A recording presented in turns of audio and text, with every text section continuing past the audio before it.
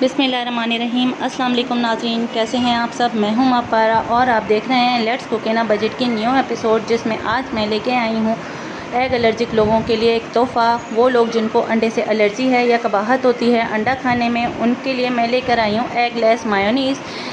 आज की ये रेसिपी उनके लिए तोहफ़ा है मेरी तरफ से। शुरू करते हैं अपनी रेसिपी। ये चीनी है 1 टीस्पून, ये नमक है, इसमें से मैं 1/4 टीस्पून लूँगी।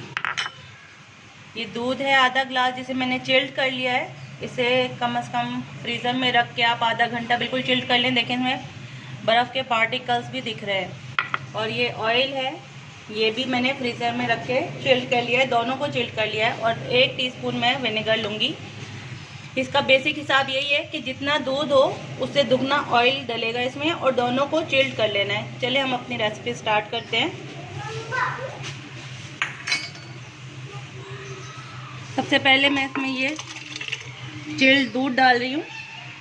फिर मैं इसमें ये 1 टीस्पून भर के शुगर डाल रही हूँ, 1/4 चमची टीस्पून नमक डाल रही हूँ, और 1 टीस्पून इसमें मैं सिरका डालूँगी।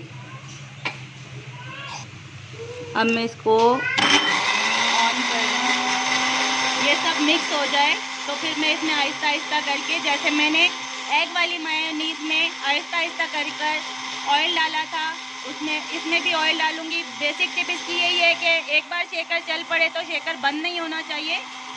अब मैं इसमें आहिस्ता आहिस्ता करके हमारा चिल्ड ऑयल जो था वो डाल रही हूँ। बिल्कुल आहिस्ता आहिस्ता डालना है।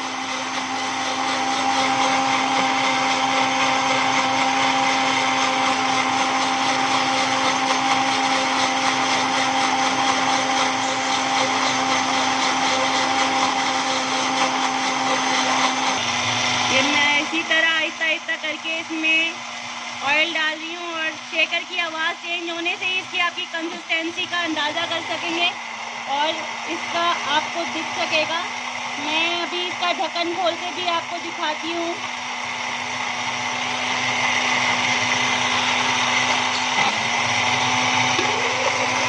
ये देखिए,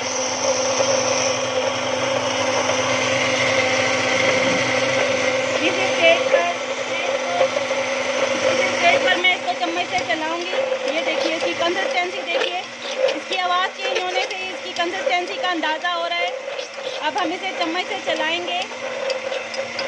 जो हमारा ऑयल रह गया है उसे भी आहिस्ता आहिस्ता करके डालेंगे और चम्मच से चलाते जाएंगे।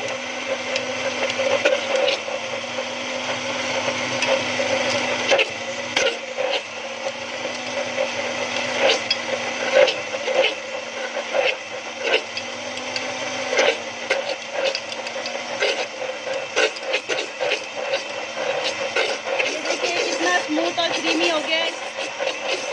इसको थोड़ा सा और चलाएंगे।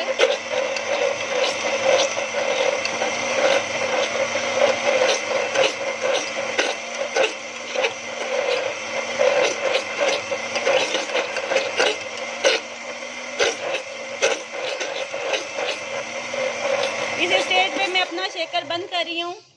ये देख लीजिए, इसमें सिर्फ यही महारत है कि आपने बहुत आहिस्ता आहिस्ता इसमें जो कुकिंग ऑयल है वो बहुत आहिस्ता आहिस्ता डालना है। किसी भी ब्रांड का, किसी भी तरीके का आप कुकिंग ऑयल यूज़ कर सकते हैं। बस इसकी चिल्ड कर लिएगा दूध को भी और कुकिंग ऑयल को भी। मैं इसे डिश आउट कर लूँ, फिर मैं आपसे मिलती हूँ। ये जग भी दिखाएं। ये मैं इसको डिश आउट कर रही हूँ। ये देख लीजिए, इसकी क्रीमी कंसिस्टेंसी देख लीजिए, और ये माशाल्लाह कितनी सारी बनी है। ये देख लीजिए,